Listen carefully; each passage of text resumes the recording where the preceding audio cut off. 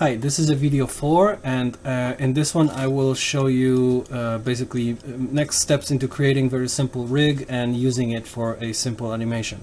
So if you watched the previous video, and I do recommend you to watch it, you'll know what I'm talking about. So let me go to my screen. I already opened the scene. You can see that there is my swing, my golf club swing that I created last time, and just to remind you what we were talking about, or if you're new here, hopefully you're not. Hopefully you watched the other video, but if you are, just a quick explanation. Basically, this club is moving in the air by me animating the translation in the air. And if you want to animate a perfect round motion, like a circular motion in the air, which someone swinging a golf club would create a very close to perfect circle, it is very challenging to do it with translation. It's because you animate the horizontal axis and the vertical axis. So in order to animate something into create like a nice circular motion, it is pretty tricky, right? You have to first move it slightly to the left, then slow down, then start moving it downwards, and so on. So it isn't so straightforward. So there are oftentimes you will see there are ways in animation to do something not only more efficiently, but you will even get a better result if you do it. If you use a smarter way of doing something, right? So this is going to be a perfect example of that. So I'm going to create something that will be basically represent the arm. Let's call it a robotic arm holding this golf club. So first I'm going to go to elements, and I will put something here that will visually represent it, and I will use the cylinder for that. I'm gonna scale it up a little bit so that it looks kind of like more like an arm a little bit, and I'll put it roughly where I want it. It's going to be right here.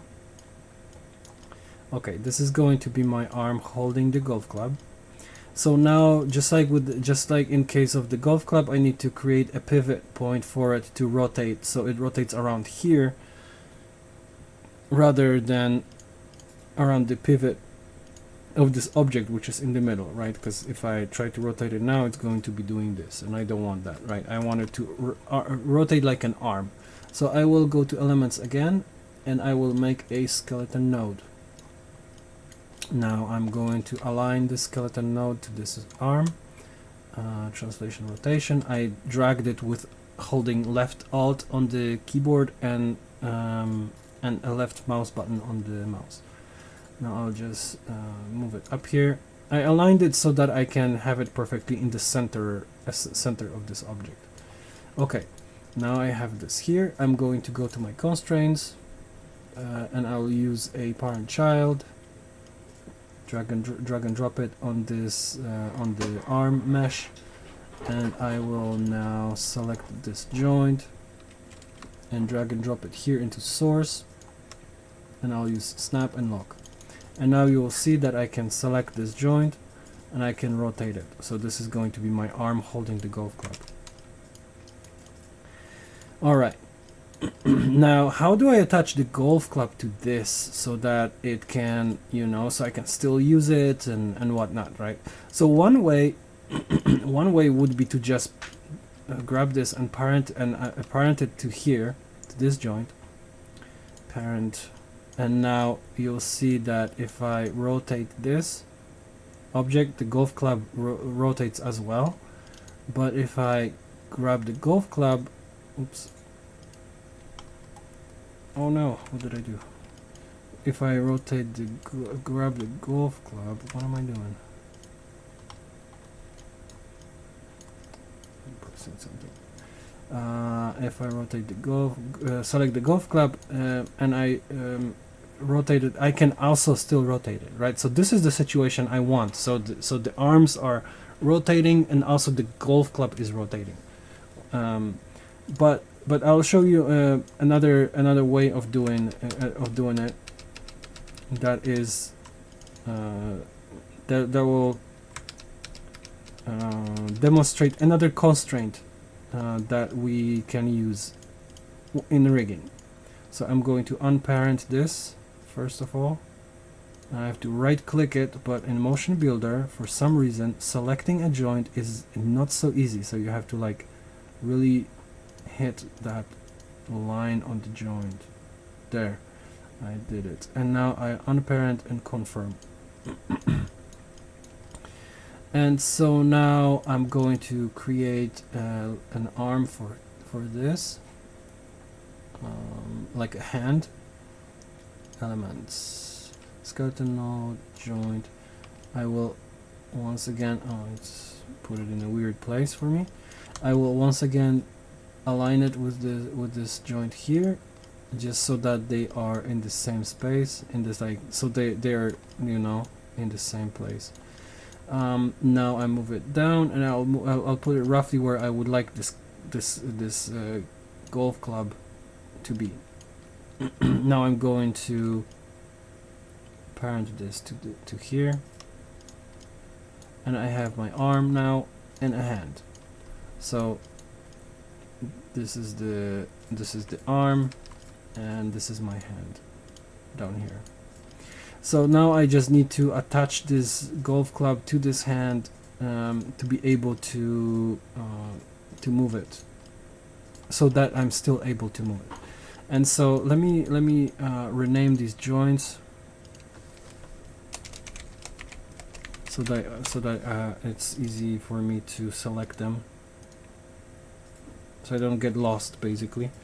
Hand joint. Okay, and this is the club joint. Come on, rename club joint.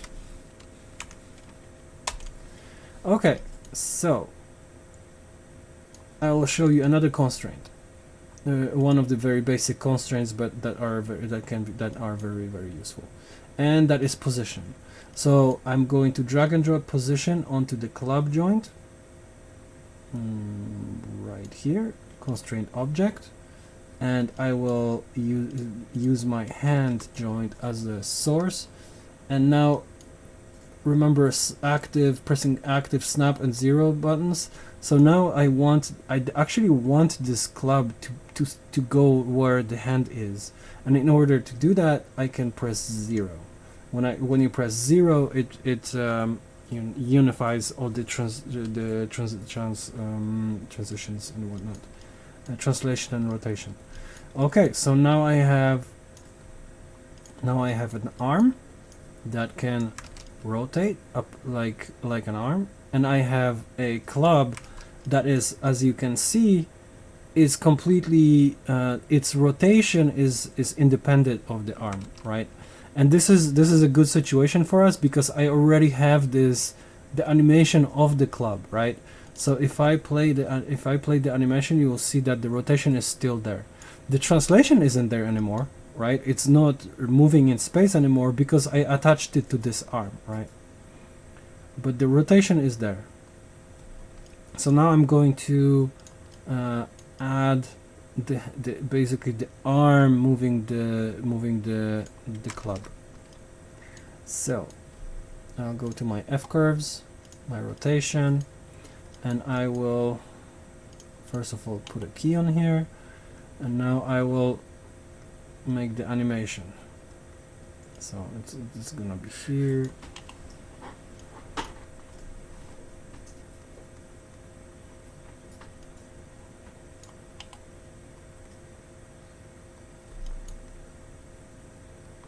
And so you can just, you can play with it and try to make it as you want it to be. So for me, I would like the arm to move first a little bit before the club starts moving that way, just to show a little bit weight on that club, a little bit more weight.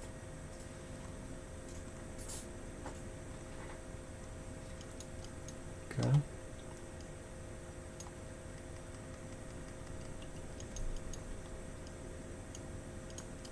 So basically play with this animation and try to make it as good as you want.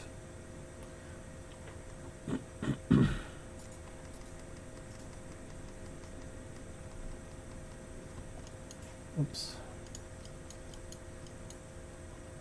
Set a key here. Hold it a little bit. Here's I'll show you another shortcut, keyboard shortcut. Control left arrow and control right arrows take you from a frame to another frame, which can be very useful sometimes. And also left and right on the keyboard switches between, takes you from one keyframe to another keyframe. Those are very, very useful. Okay, so I have this arm now. Initiate the swing, and now I just have to also animate it when the hit happens. So it should start moving right before the golf club starts moving. So boom, boom, boom. Here it should be already rotating, and then we're gonna keep moving forward, and even more, and even more, and even more.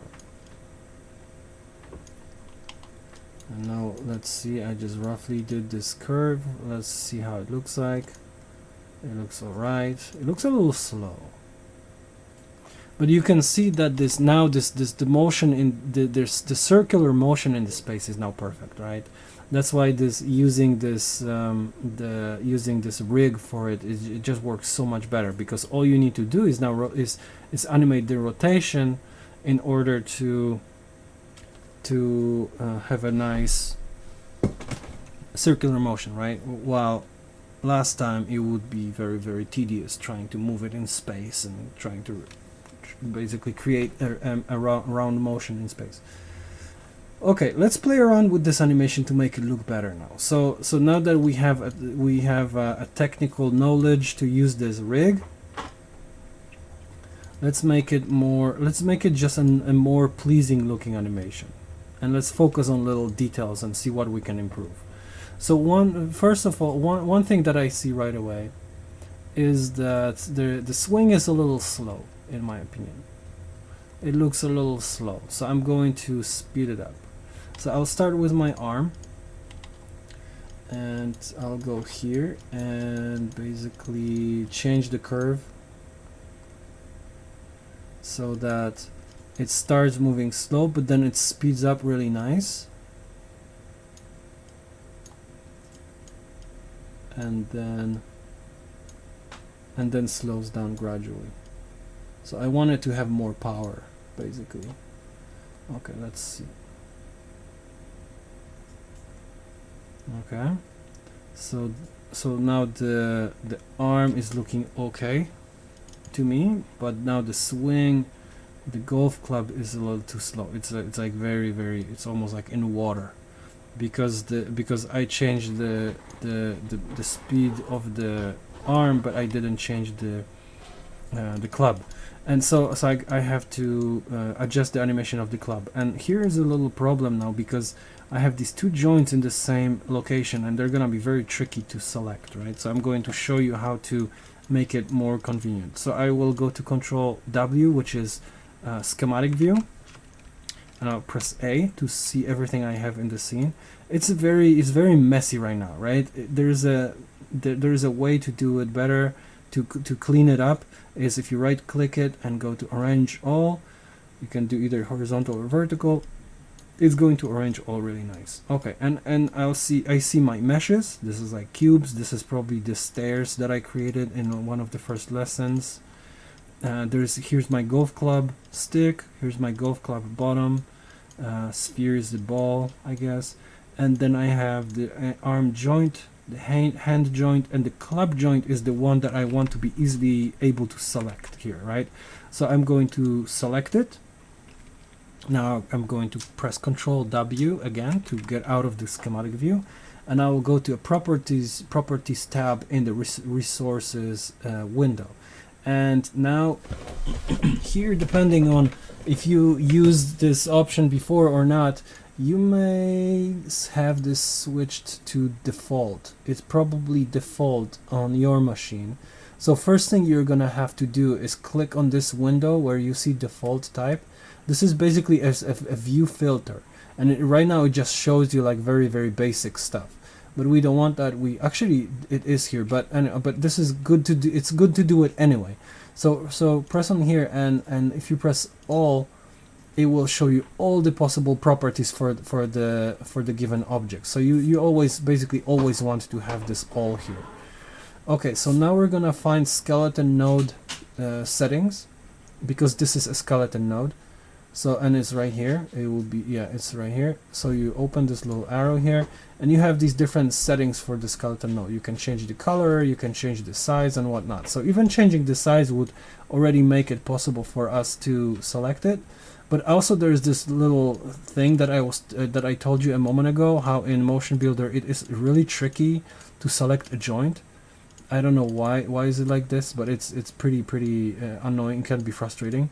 So one way is to select it with drag and drop. But another cool trick to resolve this issue is to select this joint, and then here under look, you can have different styles of the look of an object, of a skeleton joint. So I'm going to click on the where bone is selected, and I'm going to select stick.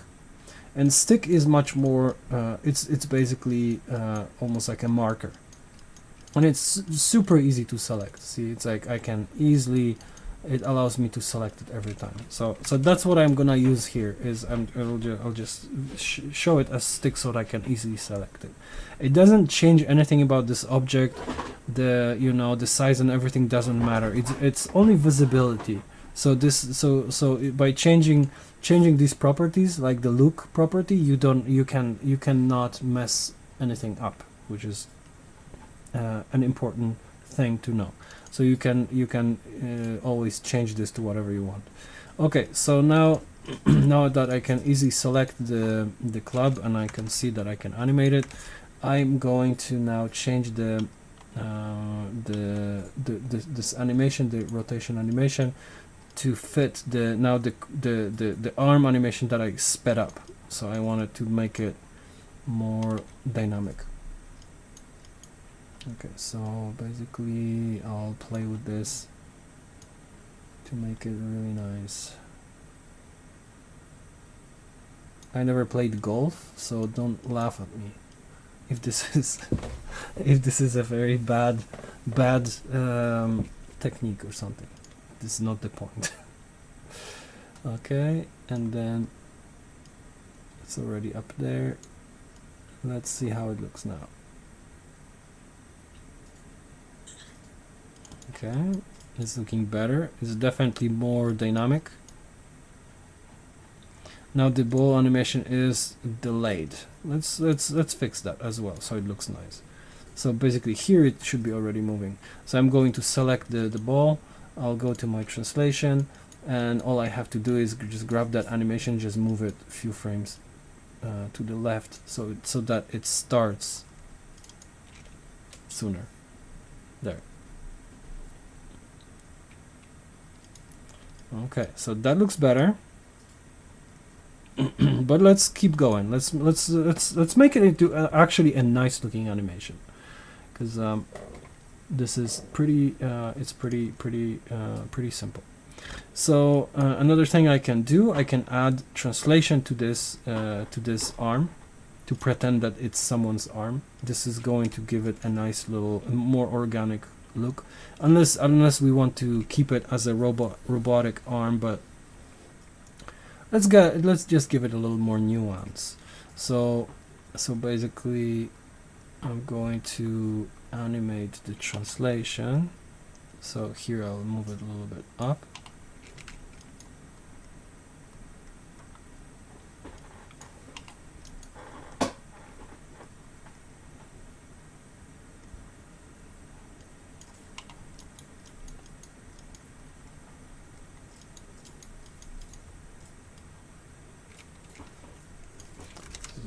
axis. This is a Z. Okay.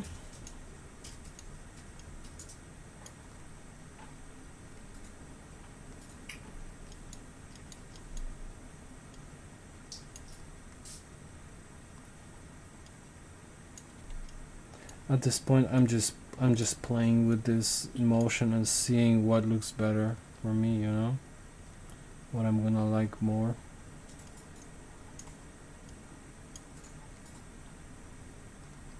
Feels like it should move even more to the left, so I'll add a little bit more Z on there. Here, I'll move it a little bit more. Maybe too much. Okay, that looks good. And now I'm going to, right before it starts rotating, I'll start moving it downwards, just to give it even more organic quality.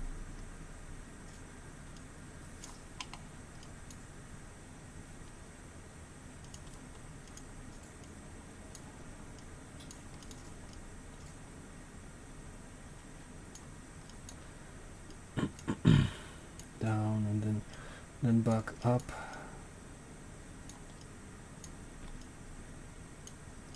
See what that looks. No, it is too slow. So right after the hit, it should be already moving up. Should be moving up faster, basically. This movement down is happening too soon as well, too quick. Let's work on that. There you go. He starts moving to the side a little bit, then does the swing. Boom. Okay. Bam.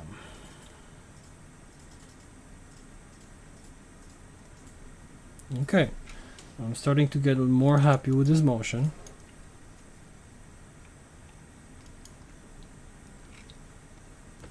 So we have a nice swing, but it still looks it still looks pretty robotic. So what is the next thing that you can do in order to make this animation, basically bring it to another level?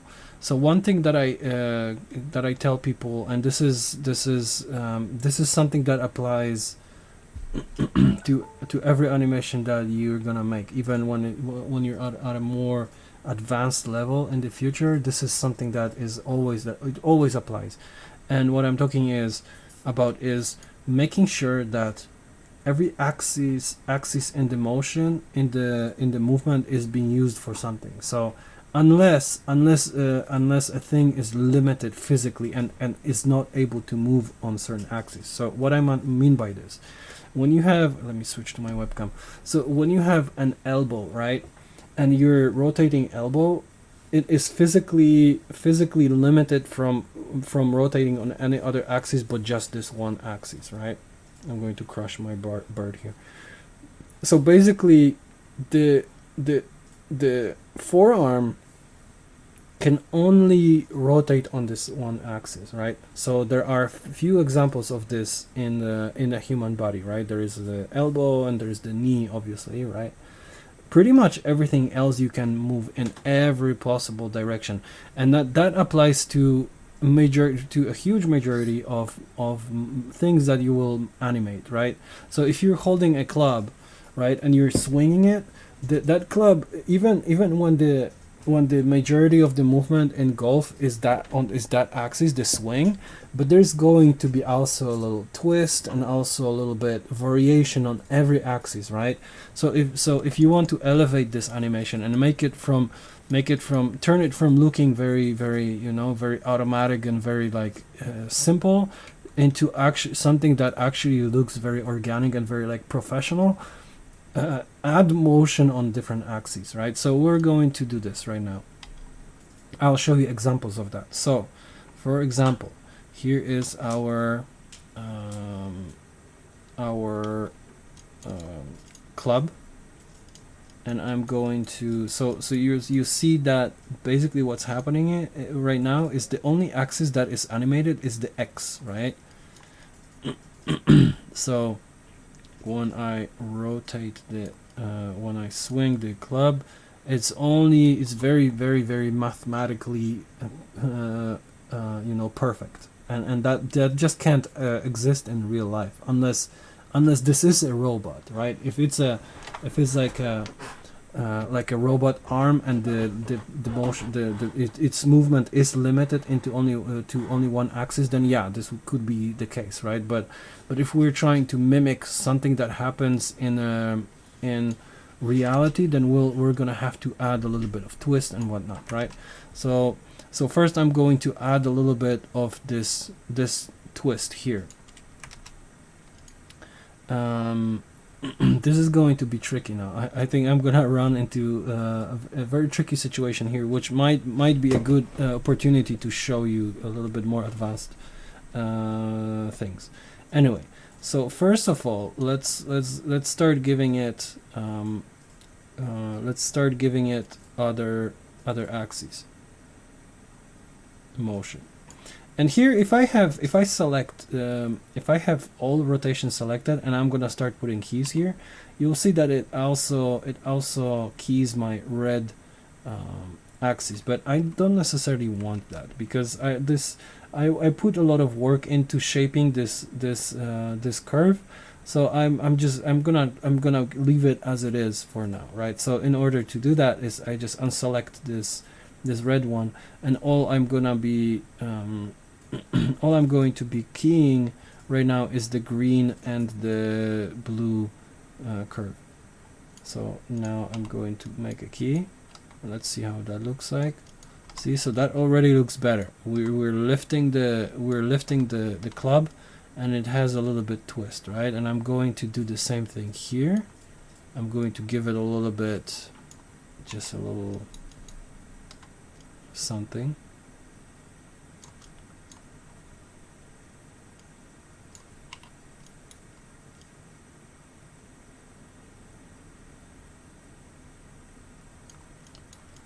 And then here, let's do that as well. And then during the swing, I'm going to really twist it a little bit because of the weight of this object. And then here during the hit, it's pretty much parallel to the movement direction. And then here I'm going to really give it a little more momentum in that, where the weight would take over.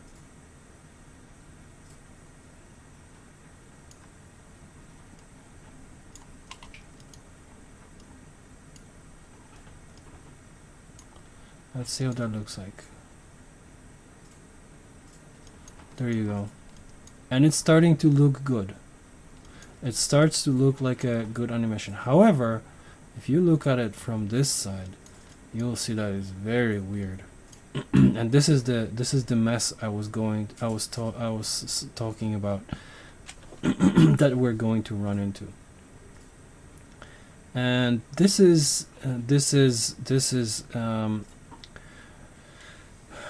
really something that every animator should know, but I've met many animators who are very advanced level animators that don't have this very basic knowledge about how the motion is actually calculated. So I'm going to tell you about this and how you can use it for your advantage. So why is this happening? I did not actually move the club this way, right? If you remember, I was just turning it, I was just twisting it like this. So why is this happening? So I'm going to select this, and this is something I did mention a little bit in the first I believe on the first video, and I'm going to do a little bit more in-depth description of this. So F5, F6 and F7 are different ways, different views for rotation. So F5 is local, right? Local means that it's basically aligned with the object, right? F6 is global, so the rotation is aligned with the world, and F7 is gimbal, and this is something we're going to talk about. Keep in mind though, this does not change the space of the object. The space of the object remains the same. The only thing you are switching right now is view of what you see when you want to manipulate the object. It's F5, F6, and F7 does not change the behavior of the animation. It's going to be exactly the same animation no matter which one are you have selected. This is only like this is a tool for you to use when manipulating an object. Oh god damn it, I forgot to switch to my screen. Okay, where was I? Right, F5, F6, F7. So I added animation on the twist. I messed up here really bad, but that's fine, that will happen. Okay, I added this twist animation on the club where basically the green axis I was rotating. So you can see here on the rotation that it has a nice twist to it, right? And then after motion, it's also it's not parallel, like perfectly parallel anymore. It does this cool twisting, right? So it looks nice. But now let's get back to this local, global, and gimbal. So let's go to here somewhere. Let's select this object. So local, as you can see, aligns with the club. Gimbal is global, aligns with the world, right? And gimbal is this weird thing that I'm going to explain to you in a second. So this is just for you, just a selection view of this of the rotation, basically. All right, so let's talk about the gimbal. What is this? So the way animation is calculated in there are two ways, two very common ways of calculating the animation. So basically, when you see these curves, it's a representation of mathematical you know, calculations of these different things that you do with objects. So the one that I like the most, and that gives you a lot of control, is the gimbal view, the gimbal rotation.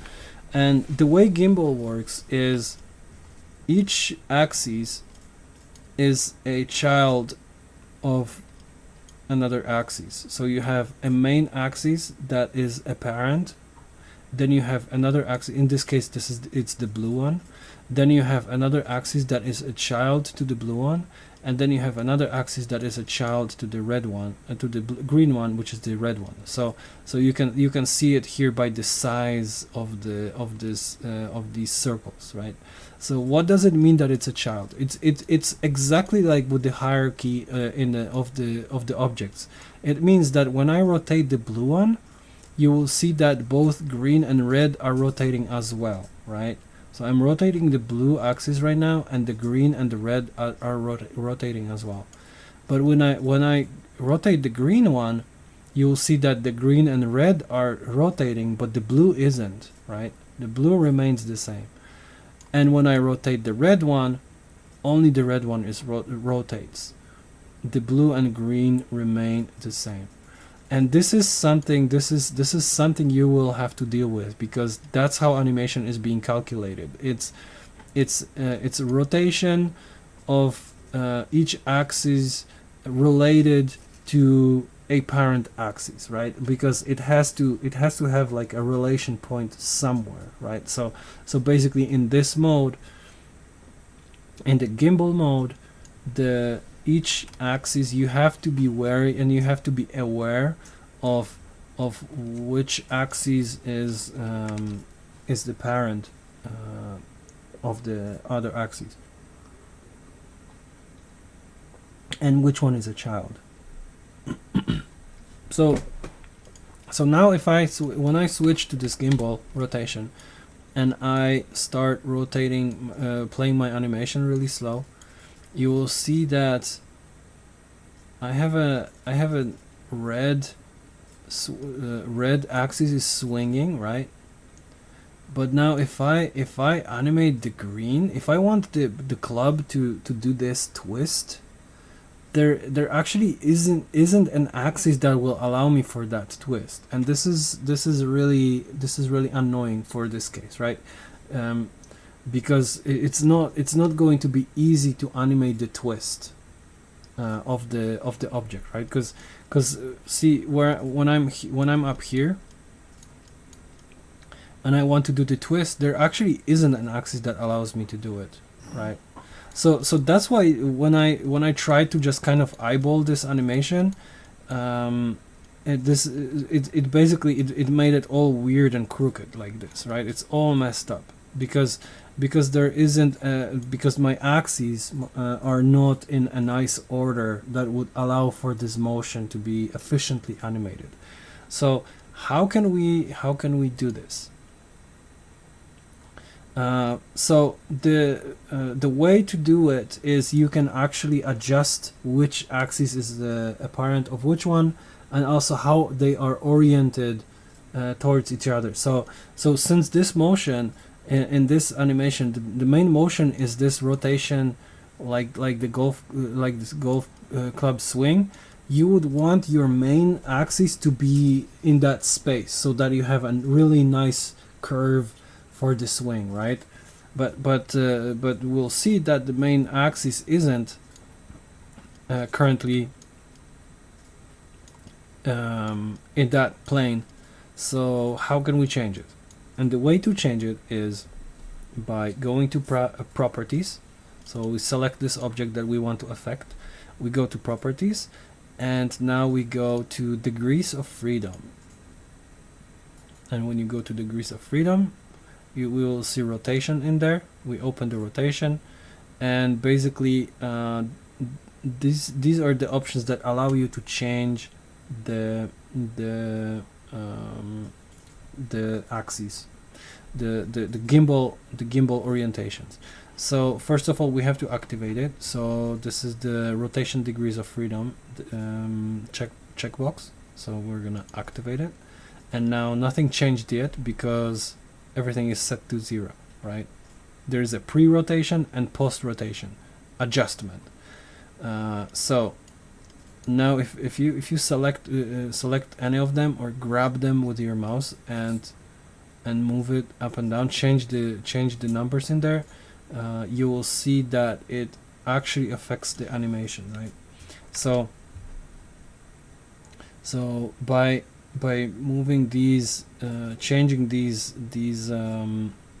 numbers in here, you can actually adjust your gimbal rotations to be exactly like you want them for this particular animation.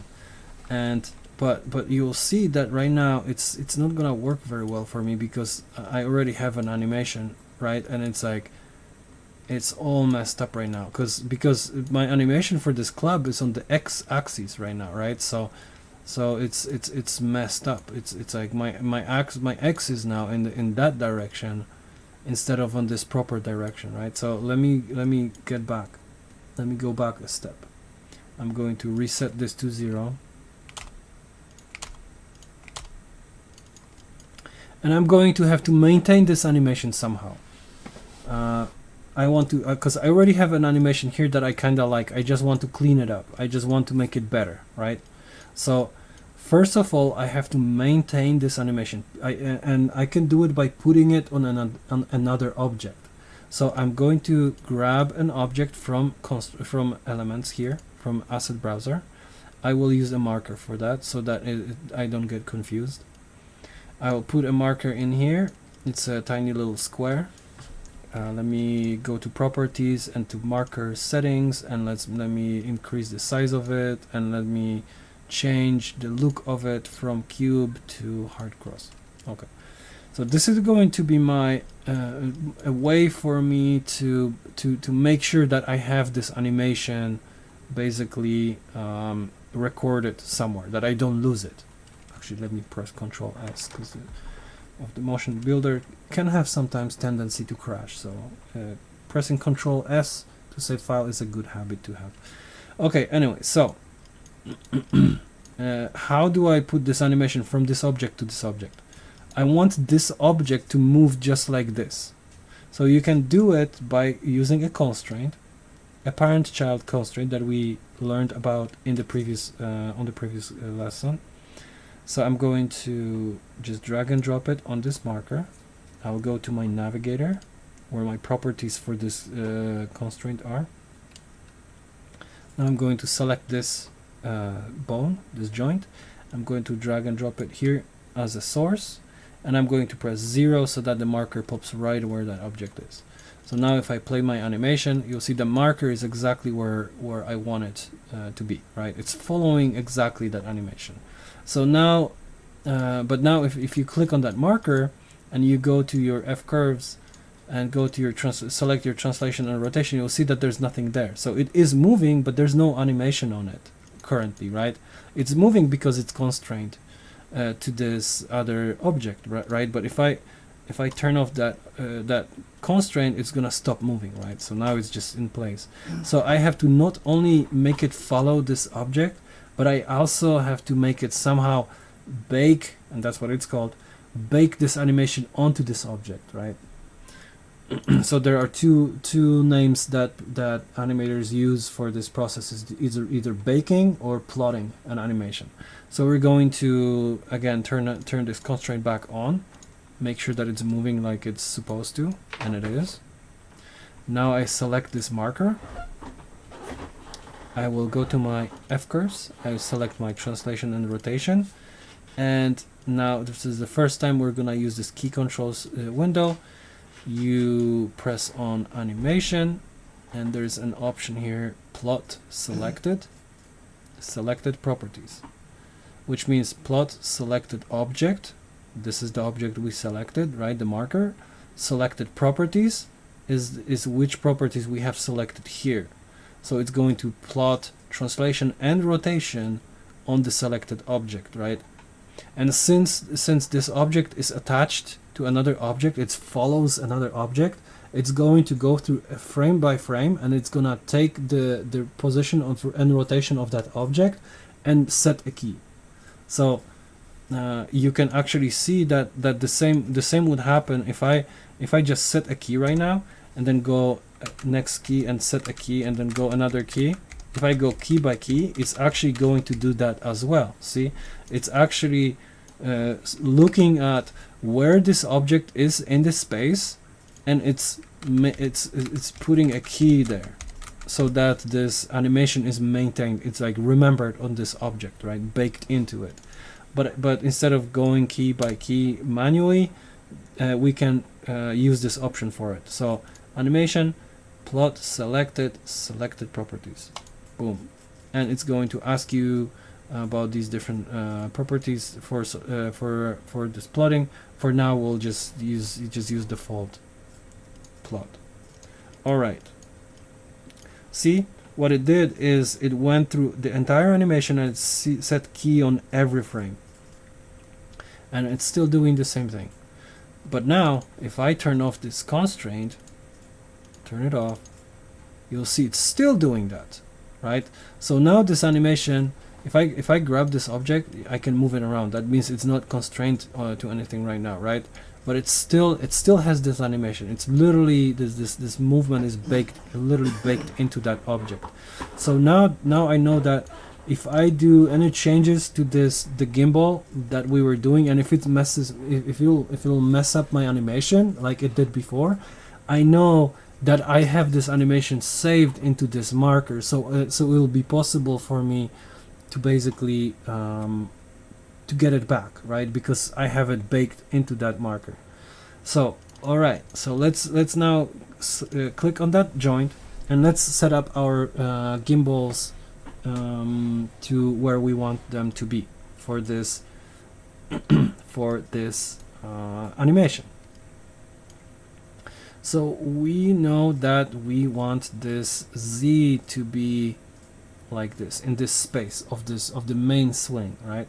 So let's go back to properties and let's go to degrees of freedom, and on pre-rotation we will find which one turns it this way, right? Control Z, there, that's the one, right? So I'm going to set it on 90, and 90 is basically, this is going to be exactly that swing that I want, right? And then another thing you can do is in order to have I want to be able to twist, to do this twist, to have like a very fine control of that twist, right? So the best way to do it is to use X for it, because the X axis is always follows both Z and Y. So no matter where I am with my bat or the club, this twist is always going to be the same, because the X always follows, right? So I'm going to now, by using the post rotation, I'm going to adjust how the object is pointing, relating to my gimbal. So you'll see that if I change this, it turns it that way. If I turn it this way, it turns it this way. And if I change it this way, this is what I want. So I'm going to set it to 90 as well, and now you'll see that the X rotation is the twist of the club, right? And this is exactly what I want. So now, no matter where I am, see, I can now set my club wherever I am. The X is always going to be this it's always going to be the twist of the club, and this is a great situation for me to have. Okay, so now if I play animation, it's gonna be all messed up. See, it's all messy. So let's fix it. So I'm going to just put my my club where I want it. I'm gonna rotate it really nice downwards, where that animation actually was. And now, okay, I have my animation on the red marker, and I want that animation to now be translated into the yellow marker, right? Into the bone, I mean, the club. So basically, I want to reverse that constraint I had before. So before I had a constraint for the red marker following the joint, the yellow joint. Now I want the yellow joint to follow the red marker, right? So I could use the same constraint, but I'll just make a new one just so that it's, in case of different situations, whatnot. All right, so I'm going to make a parent-child, put it on the joint, constraint object, and now I'm going to select that marker. I'm going to put it here as the source. And let's see what happens if I press 0. It brought me back exactly where I was, right? And that's what I want. So now, regardless, no matter that I changed the gimbal, right? I adjusted my gimbal to where I want it, but when I do 0, it actually aligns the objects to exactly how they were before, no matter if the gimbal is adjusted. So this is a great situation to be in, right? So now if I play this animation, you'll see that we're back where we were, right? All now that we have to do is we want to be able to animate this joint, right? Because it has my nice gimbal, but now I can't animate it because it's constrained to this to the marker, right? So how do I do that? I need to plot it. So I'm going to go to my F curves, select my translation and rotation, and I'm going to press animation, plot selected properties, and press plot. And you will see that it changed, that it baked everything here. But something changed. So you'll see now if you click rotation, now the main swing, it was X before, it was the red one, now it's on the Z, right? Because now the Z is this main is this plane. Is the Z rotation is in this plane that where we want the swing, right? So it actually did that for us. So now if I go to my constraints and I turn it off and I play my animation, I have the swing, and if I select the joint, I can animate it now, right? So I have the X for the twist, I have the Z for the swing, and I have the Y for some extra added variety in this motion. So now if I go to F curves, I have a lot of keys here, but that's okay. That's totally fine. But now I can fix these different weird wacky things that are happening in the animation. So for example, here the bat is doing this weird movement forward, and that definitely shouldn't be there, right? So now I can see on the gimbal, I can see that this is clearly on the Y axis, right? So if I just select my Y and I zoom into this motion, you will see that there's this peak here, right? So I can just go here and just delete it, and now it remains in this plane. Now here there's some weird wobbliness as well that shouldn't be there, right? I'm gonna get rid of this as well. So boom. Here it's not pointing where it should be. It should be here, there, and here it's actually fine that it's pointing backwards a little bit. Why not? For some added organicness of the motion. Okay, let's see how this motion looks now. It looks pretty okay, pretty good.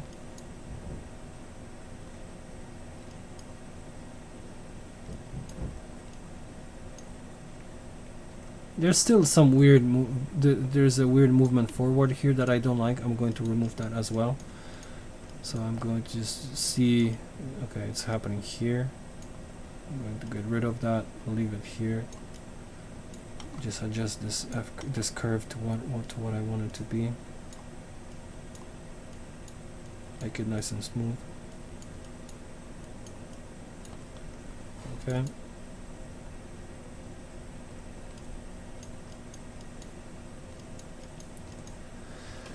Okay, and this is a very advanced concept. I mean, it really isn't.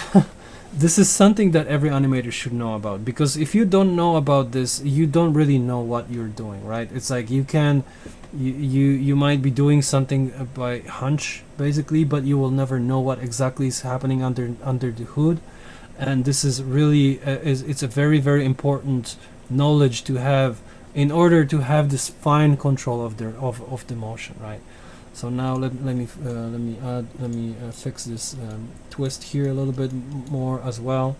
Let's give it a little bit more nuance, and now you see that it's going to be very easy for me to adjust the twist because it's just this one axis now, right? So I'm going to just play with this curve.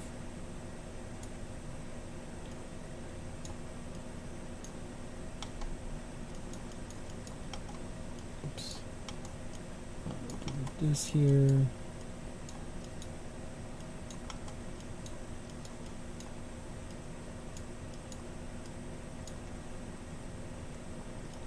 And now when he starts swinging fast, we want the club to turn this way because there's the weight of the tip of the club, whatever it's called, is pulling the weight of it is pulling in backwards. So I'm going to add that. And then around here we want it to be fairly straight like this when it hits the ball, and then here it's going to twist to go the other way around, that way a little bit because of the weight again. Okay.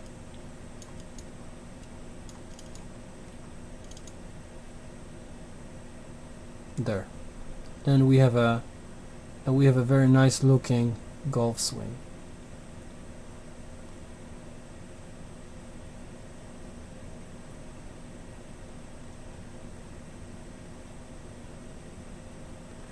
And I think this is going to be good for this lesson. It's a pretty deep one, so I would recommend repeat this a few times, because this is there's a lot of stuff here to remember. We are going to be getting back to these concepts in the future videos, because like I mentioned before, this is something you run into all the time, right? This is a very, very important concept. So I'm definitely gonna be getting back to it, but I would definitely recommend rewatching and repeating this process, just so that you have it memorized, how to deal with this, and you know what it does. So I'm going to save the file for this, and I'm not sure yet what we're gonna do on the next lesson, but I'll come up with something cool.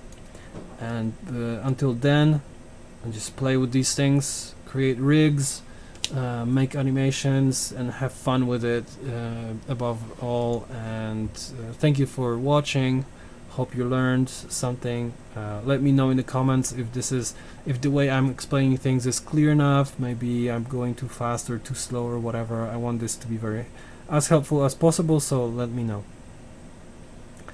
And yeah, thank you again, and see you in the next one, hopefully. Bye bye.